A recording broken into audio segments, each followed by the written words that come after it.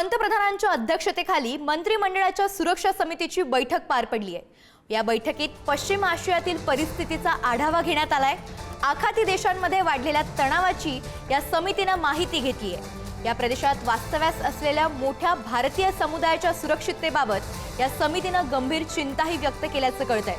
बाधित भारतीय नागरिकांना आवश्यक मदत पुरवण्यासाठी संबंधित विभागांना आवश्यक पावले उचलण्याचे निर्देशही या बैठकीत देण्यात आले आहेत। तसंच यूएई आणि इटलीच्या संरक्षण मंत्र्यांची ही बैठक झाली आहे। द्विपक्षीय लष्करी सहकार्यावर या बैठकीत चर्चा झाल्याची माहिती आहे।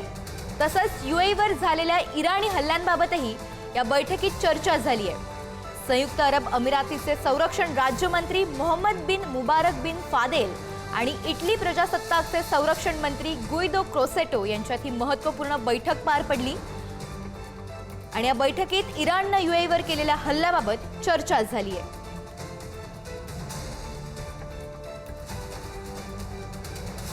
दरम्यान पुण्यातून आज आणि उद्या दुबईला जाणारी विमानसेवा ही रद्द करण्यात आली आहे। सलग तिसऱ्या दिवशी पुणे दुबई विमानसेवा ही रद्द झाल्याची माहिती आहे।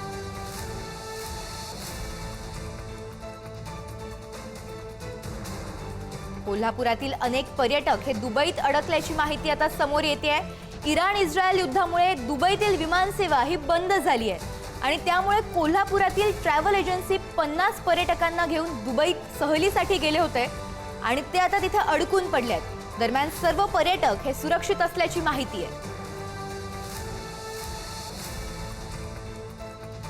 ऑपरेशन रोअरिंग लायन अंतर्गत केलेल्या हल्ल्यात इराणला आणखी एक धक्का बसलाय। इराणच्या गुप्तचर मंत्रालयाचे वरिष्ठ अधिकारी इस्रायली हल्ल्यात ठार झाल्याचं वृत्त कळतंय।